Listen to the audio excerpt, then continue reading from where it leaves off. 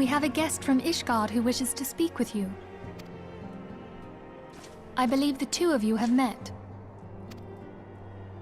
We have. I had hoped to speak with Commander Leveilleur as well, but I cannot afford to wait any longer. The Lord Commander sent me hither to request your aid in a matter of grave import. You see now why I had Tataru summon you. Now that we're all assembled, perhaps you would be good enough to elaborate on the nature of the matter which brought you to us. The Observatorium's astrologians have sounded the alarm. Last night, the Dragonstar burned with an intensity not seen in 15 summers. Not since the Dravanians engaged the Empire in the Battle of Silvertear Skies. The northern sky doth burn full bright upon the Wormlord's call. The red behemoth beckoneth, and flame consumeth all. The old Curthan rhyme, aye. The brightening of the Dragonstar is said to accompany the roar of a great worm. The astrologians believe that it was Midgardsormr himself who cried out on this occasion. After an absence of centuries, the King of Kings did return to lead his kind against the might of Garlemald, only to fall in his duel with the Agrias, proud flagship of the Garlean fleet. Devoid of life, his corpse remaineth entwined about the Magitech monstrosity even unto this day. Ariange has the right of it. Whatever this alteration in the Dragonstar portends, the Great Worm has shown no sign of life. Tataru, have the Domans reported aught out of the ordinary?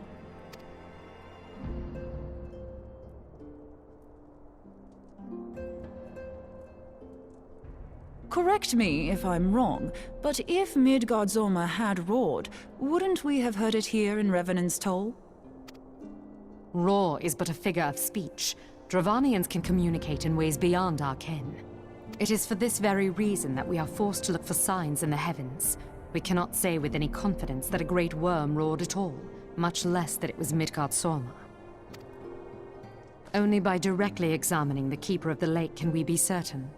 However, it will take too long to gain the Holy See's approval to dispatch the Temple Knights. Therefore, Sir Emric would entrust this task to you. Do you accept?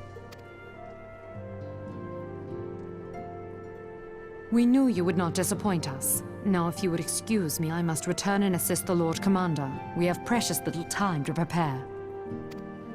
To prepare for what, pray tell?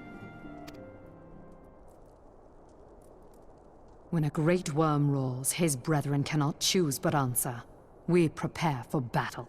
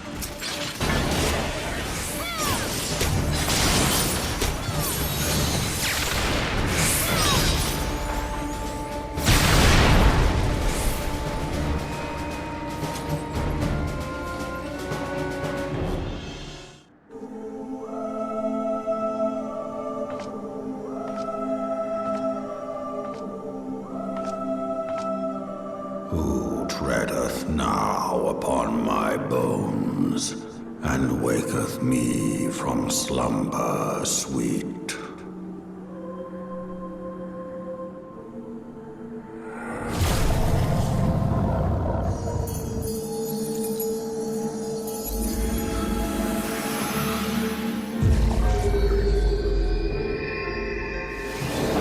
Thou hast forgotten the face of thy Lord. Remember, mortal, and fear me.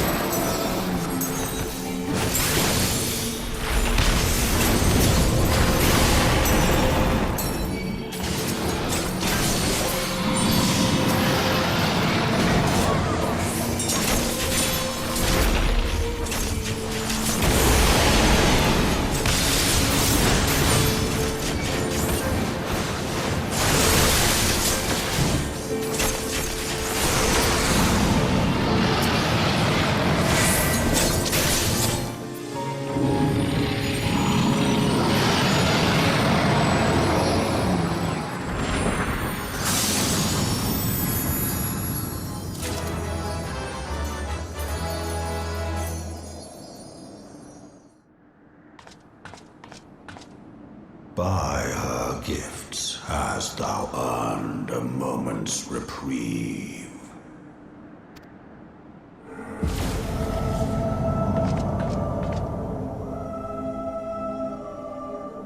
Speak, mortal, and I shall listen. Guided by a star. My people have heard the song. Ishgard shall burn. Sons must answer for their father's misdeeds. We do not forget. We do not forgive.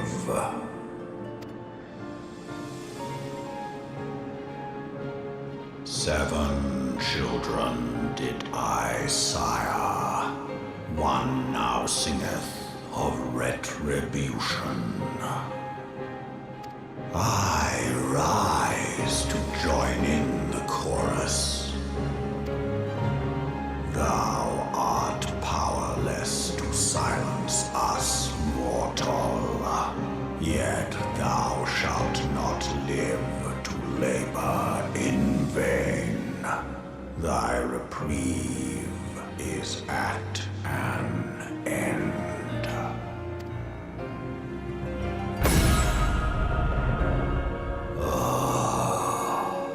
Trickery is thy shield.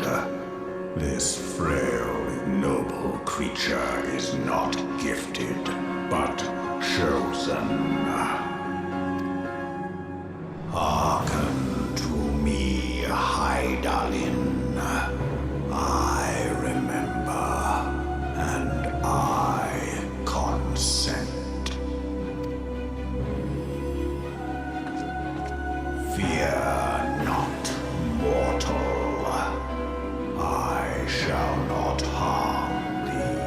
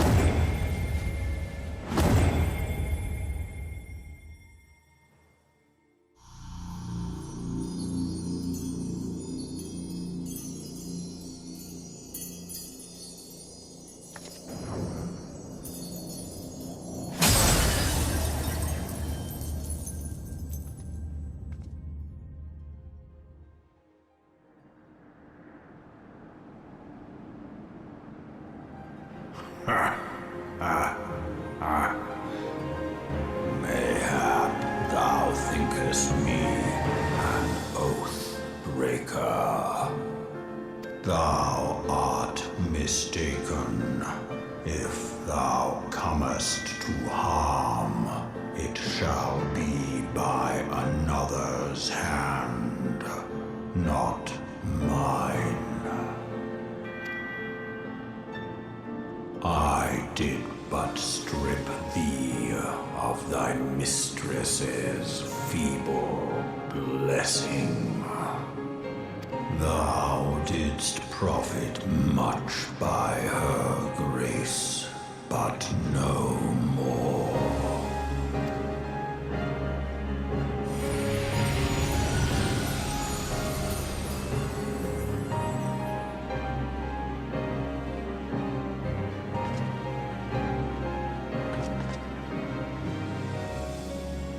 The covenant binds me to thee. I shall watch, listen, and wait. Fight and struggle, if it be thy will. Man hath ever coveted that which lieth beyond his grasp.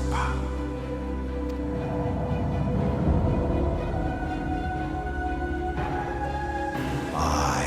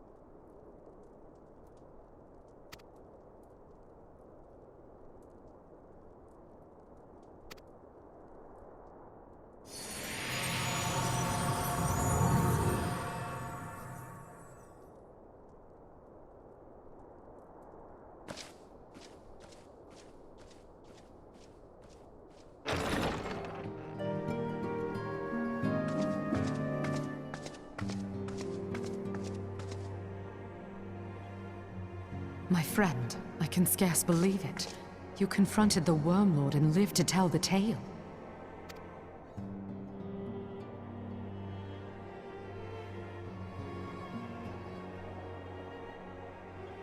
I give thanks to Hydaelyn for your preservation. It is our sole cause for gladness. Your encounter with the Keeper of the Lake served to confirm our fears. A great worm has roared, and it makes little difference if it was one of the two in Eorzea or any other. The Dravanians are coming. I am told that Ishgard has magical defenses against Dravanian attack, though I am not privy to their exact nature.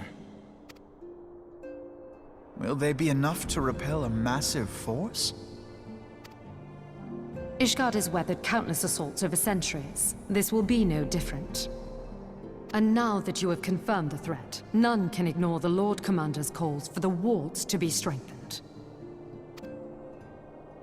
I dare not presume to speak for him, but I expect the Lord Commander would sing your praises.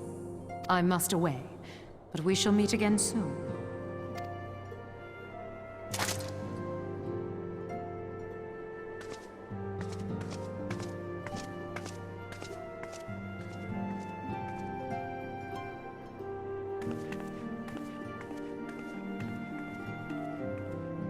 Countless assaults weathered, and this will be no different? Why am I not convinced?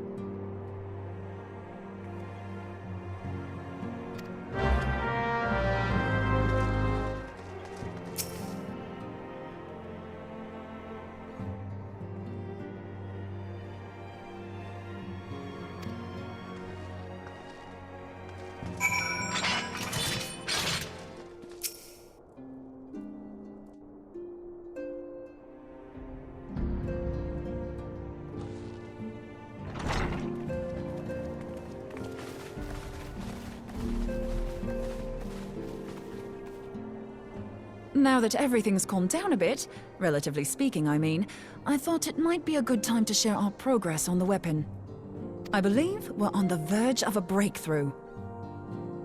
Well, don't keep us all in suspense.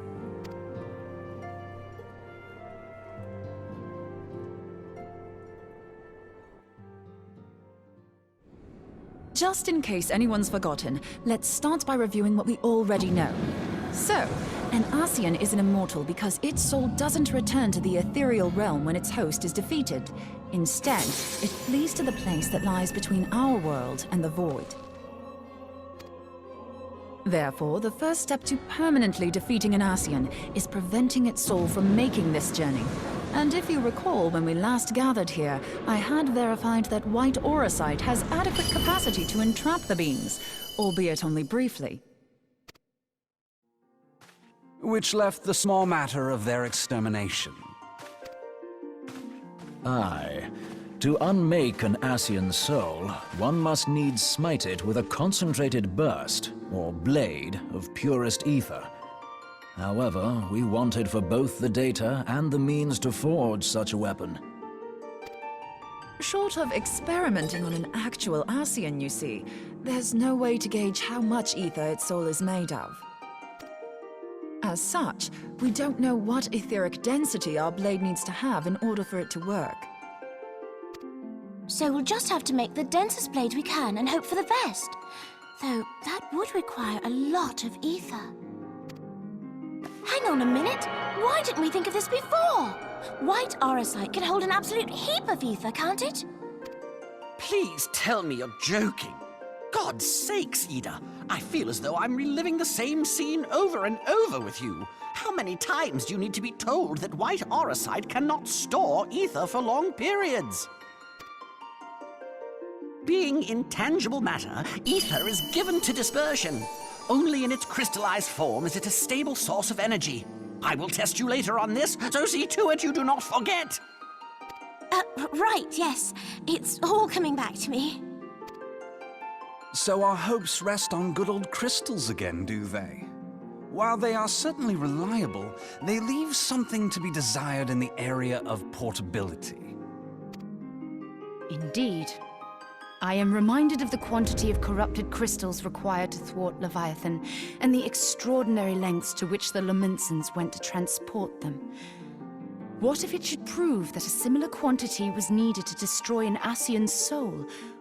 Or still more? I do not envy the poor sod who has to lug all of that around, on the off chance that an Ascian appears. That's the very problem we set out to solve. And I reckon we've found the answer. If it isn't practical to lug around the ether we need, we'll just have to draw upon another source. And the only viable source is the land. If you mean to tap the great river of ether, know that it will entail considerable risk.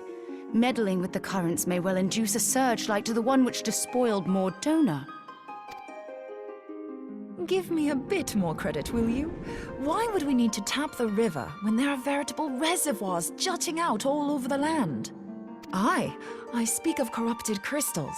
It might be that their aspect is out of balance, but a crystal's a crystal. It contains ether, and we can help ourselves to it.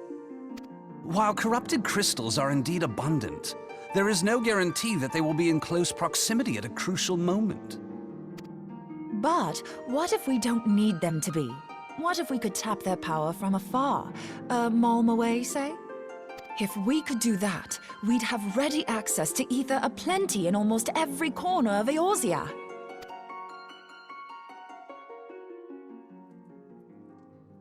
I've yet to put my theories to the proof, but I've got a good feeling about this. If no one has any objections, I'd like to see where this avenue leads. If you think it worth your while, you have my blessing. But tell us, what are your theories? I, for one, am most eager to understand the process, however vaguely. I thought you might say that, but no one wants to listen to boring old theories all day, do they? I know I don't. So with your permission, I'd like to try something a bit more hands-on. I've already built an etheric siphon especially for this purpose, and I've been meaning to try it out. Thing is, the profusion of corrupted crystals in Mordona makes it something of a high-risk testing ground. If anything goes awry with the siphon, it would be better if it didn't happen within spitting distance of quite so much ether. Ideally, I need an isolated specimen. Does anyone know where I can find one? May I suggest northern Thanalan? There you will find corrupted crystals of middling size, standing a reasonable distance apart. Ideal for your needs, I should have thought. Oh, and if you do elect to visit the place, I should be much obliged if you would assist me in another matter while you are in the area. Has something happened?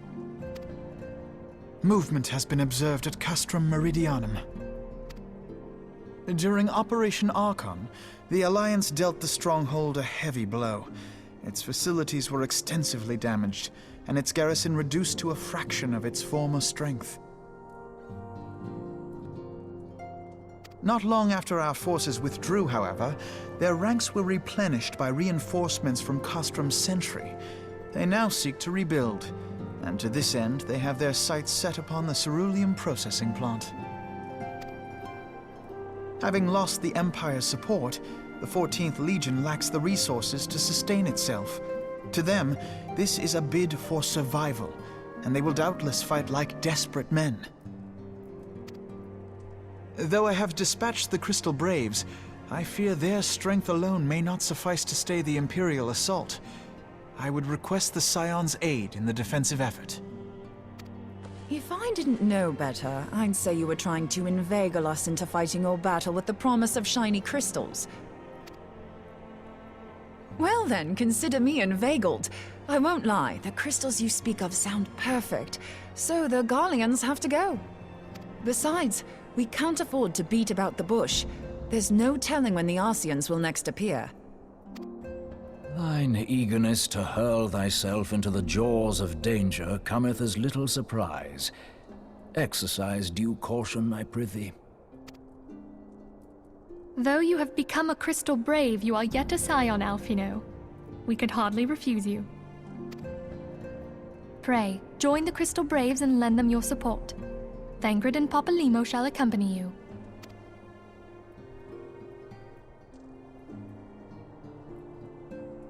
Ida and Yashtola, in the meantime I would have you assist Moonbreeder. Scout out the crystal clusters, that the testing may commence as soon as the Garlean threat has been eliminated.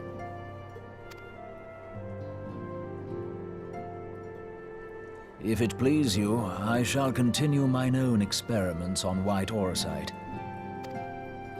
Thank you, Urianger. Everyone, pray see to your preparations and depart as soon as you are able. Go well, and be safe.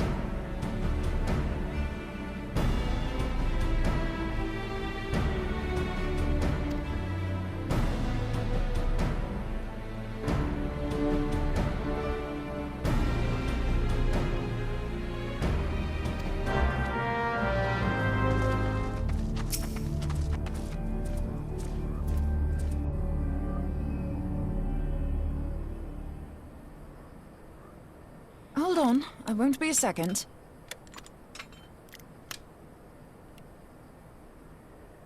The beast seemed peckish, so I gave it a taste of my axe. I know. As Urianger never tires of reminding me. An axe ill becometh the hand of a scholar. What can I say? I like axes. To hear my mother tell it, I came into this world holding one. And it's not as if it stopped me picking up a quill, is it? I often think of the man who introduced me to the joys of learning. He's one of the reasons I decided to come to Eorzea. Him and my excruciatingly stiff childhood friend. Considering how unalike we are, it's a wonder we ever got on. The world's a strange old place, isn't it? Aye, that ought to do it.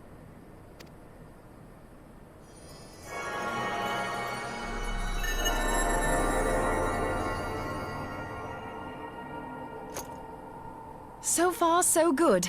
At these concentrations, it shouldn't matter too much if something goes awry. Just enough ether to make it interesting.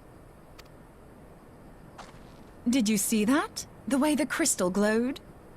The siphon works, I'm happy to say.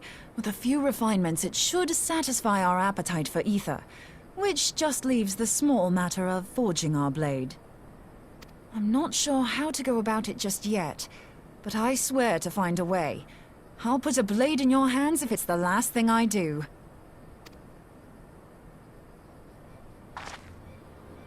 She senses me. A useful talent.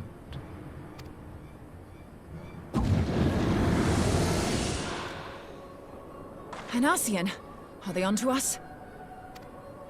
By your brand, I see you are an Archon of Sharlayan, keeper of knowledge, seeker of truth. Meddler. I don't know what the hell's you're saying, but I don't much like your tone.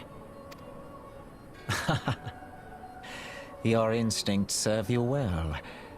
But come, be not unsettled on my account. That lovely brow was not made for frowns. But I waste my breath. Let me direct my words to one who understands them. We meet at last, warrior of light. I am Nabriales. And you have long been a thorn in my side.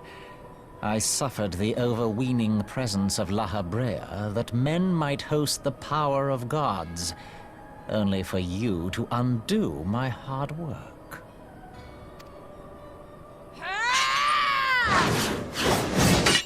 Oh, bugger. Do settle down. You must concede that I acted in self-defense. But what's this? I do not sense the blessing of light. Oh, dear. Could it be that frail Hydaelyn has forgotten her champion? This I did not foresee. Shorn of light as you are no longer a threat. And better yet, the seal is broken. Now is the time to claim the staff. With it in my grasp, I shall rise above them all and take my place at Lord Zodiac's right hand.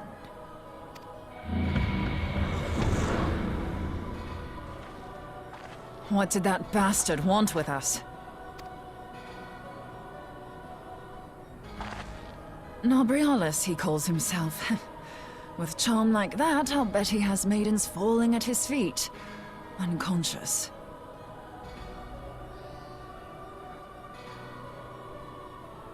But this staff, you say just talking about it had the bastard grinning like a brat on his name day.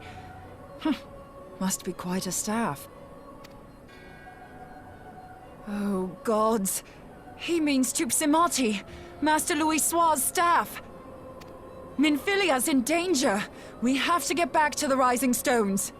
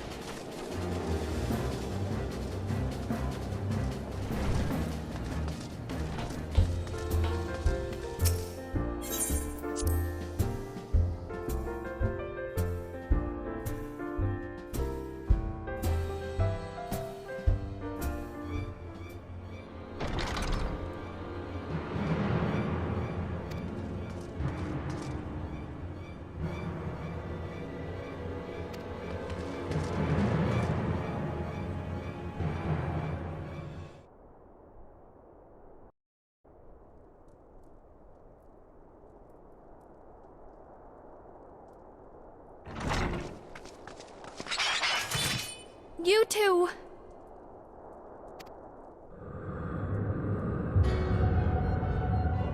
So, you were able to divine my intent. What now, warrior of light?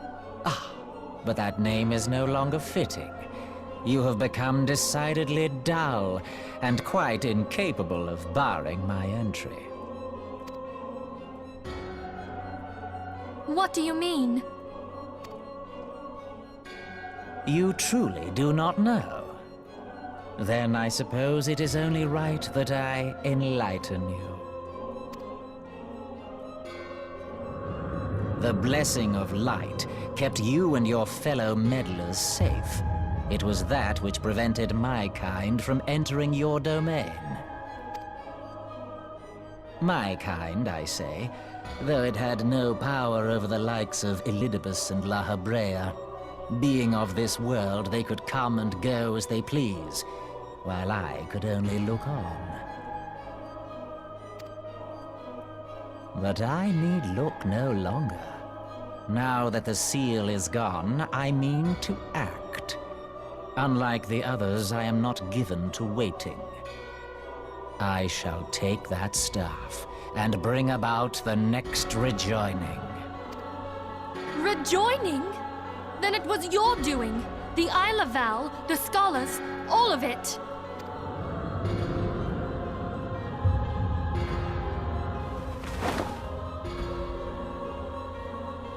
You will not harm her!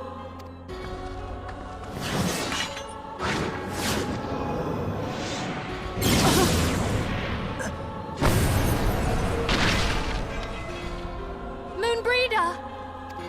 Why must you insist on forcing my hand? Did you learn nothing from our last meeting? Ah, but I forget.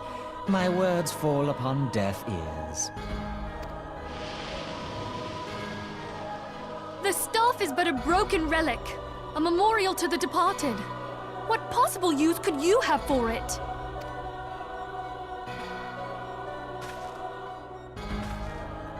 What use? You mean to say that all this time you kept the key, never knowing what it was you possessed? The staff Tupsimati, or rather the stone tablet it bears, is host to a great power. Together with the horn, it can be used to draw vast quantities of ether from its bearer's surroundings. How else do you think Louis Soir was able to invoke the power of the 12 without making them an offering of crystals? Summoning requires not only prayer, but a profusion of ether. Even a child knows that. If I did not know before, you may be certain I do now. But above all, I know that we cannot allow this staff to fall into your hands. I will die before I let you take it. Insufferable woman. I would happily end your miserable life here and now. Alas, Elidibus would never let me hear the end of it. Very well. If you will not part with the staff, I will take you too.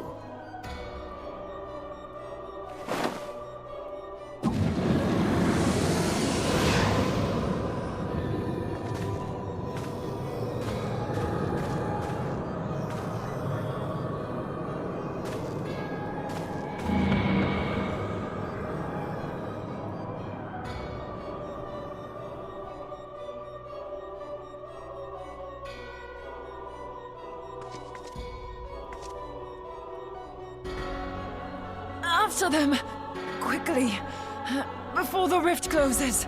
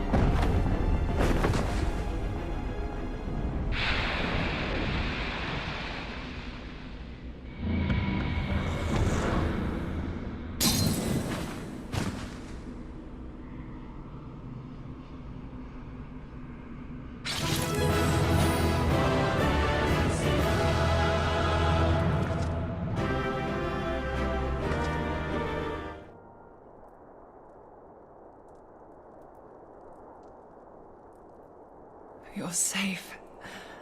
Thank the 12.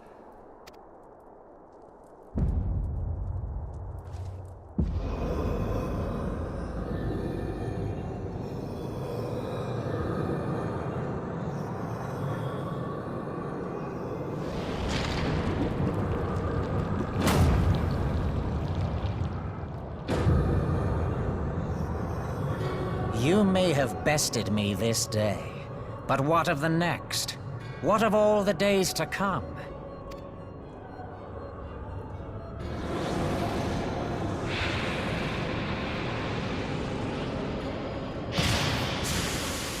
Remember, light no longer holds sway here. I may return whensoever I wish, again and again and again.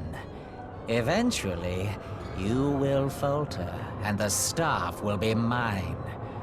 Until next time, scions.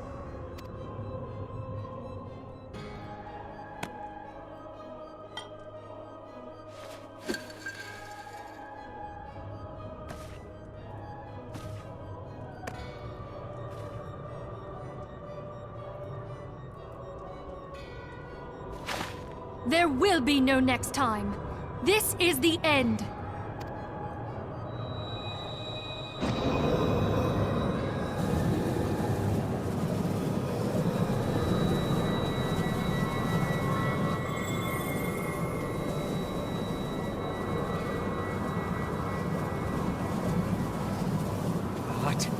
What trickery is this? No. No! Cannot! No!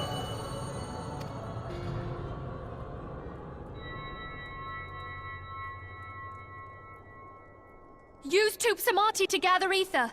Quickly, before he breaks free!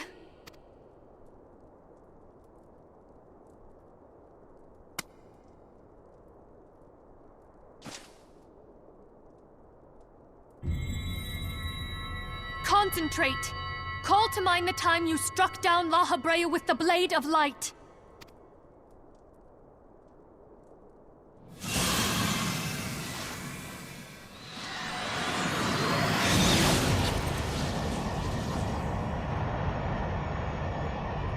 Why won't it work? Is it because we lack the blessing of light? Damn it. So much ether. And it still isn't enough. Fools! No mortal prison can contain me! I shall make you pay for your insolence!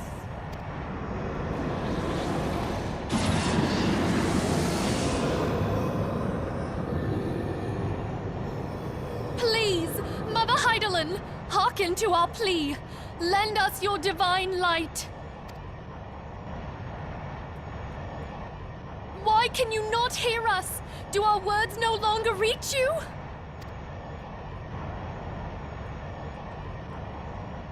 If only we had a bit more ether.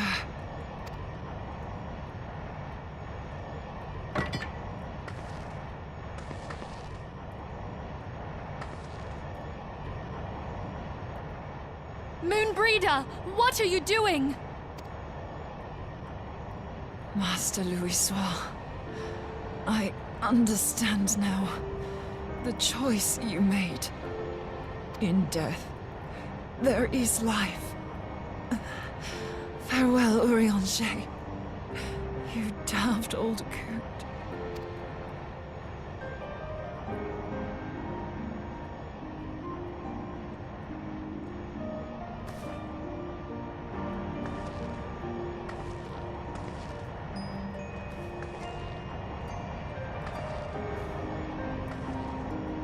Moonbreeder, no!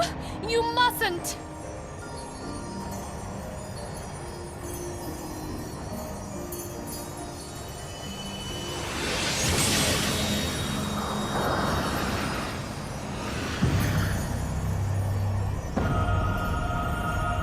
What?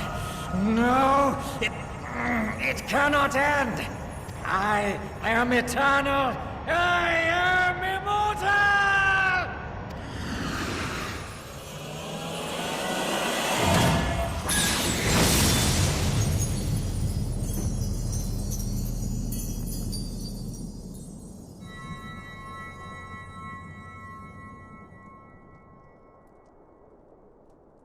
Moonbreeder.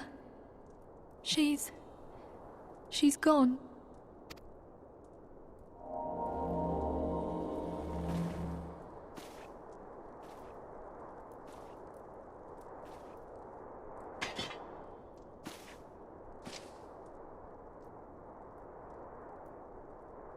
You did it, my friend. The Ascian is dead.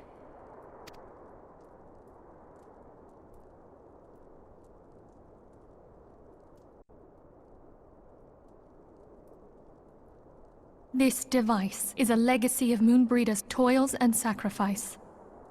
I shall hold on to it for safekeeping. Minthelia, are you all right? I am. Oh, we were surveying northern Thanalan when we received the distress call. We returned as swiftly as we were able. It seems you have everything in hand, however. What happened here? Where is Moonbreeder?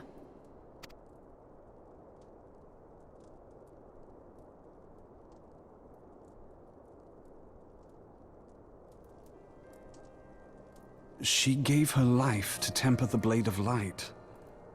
I have no words. Rather than await the inevitable, she took her fate into her own hands. Does Urianger know?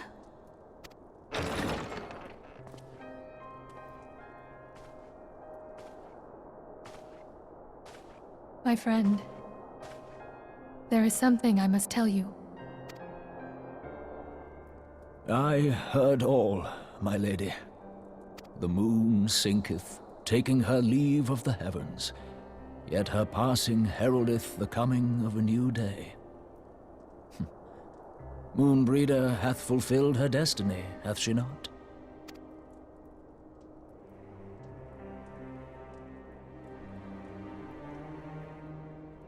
Long ago, far across the seas in the Sharlayan motherland, Moonbreeder and I did study under the sage tutelage of Master Louisoix.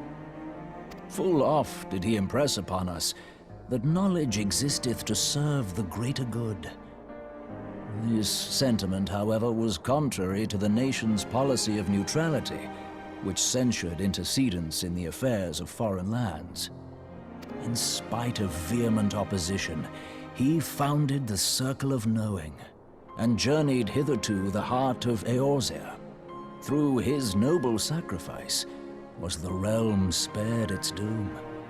Yet this great soul, whom all should rightly have honored, was branded a pariah in his own land. His peers did accuse him of forsaking his duty as a man of learning, and of meddling in the course of history.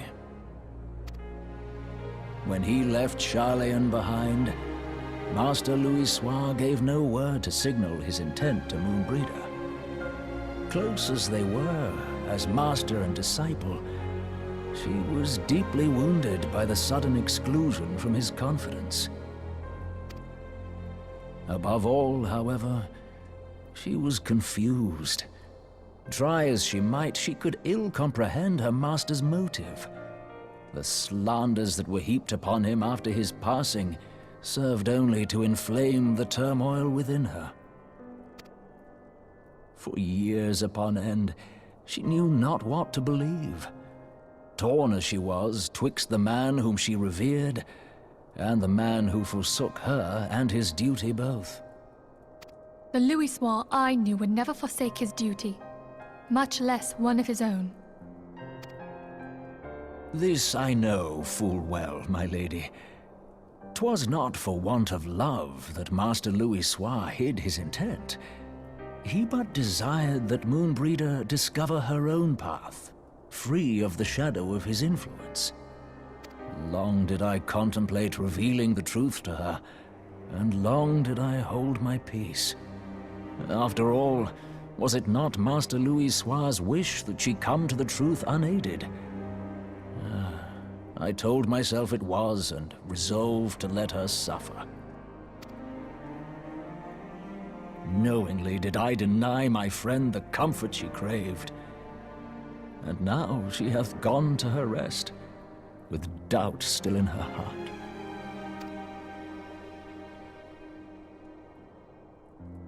Speakest thou in earnest? Did Moonbreeder truly come to understand Master Louisoix's will before the end? The realization hath set her free. She may now find the peace which hath for so long eluded her. Oh, Moonbreeder, my dearest, how I shall miss thee. Moonbreeder gave her life that we might possess the means to defeat the Ascians. Her sacrifice must not be in vain. Let us continue her work on the Blade of Aether and see it to completion. My lady, I would mourn Moonbreeder in mine own way. I beg your permission to return to the Waking Sands. Of course, my friend. Take all the time you require. We shall be here should you have need of us.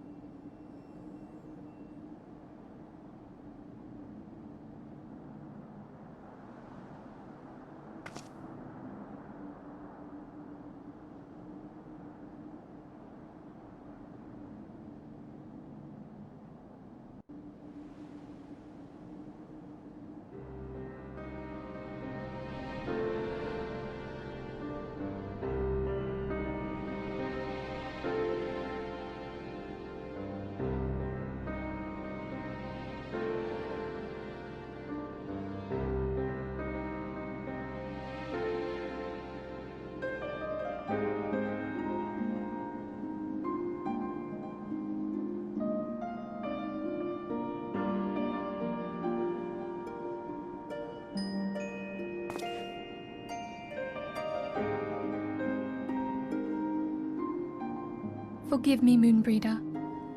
Had I been quicker, or wiser, but I was not, and you paid the price. But you would not suffer us to wallow in our sorrow, would you? You would tell us to pick ourselves up and get on with it. And so we shall. We shall defend this realm and her people to the last.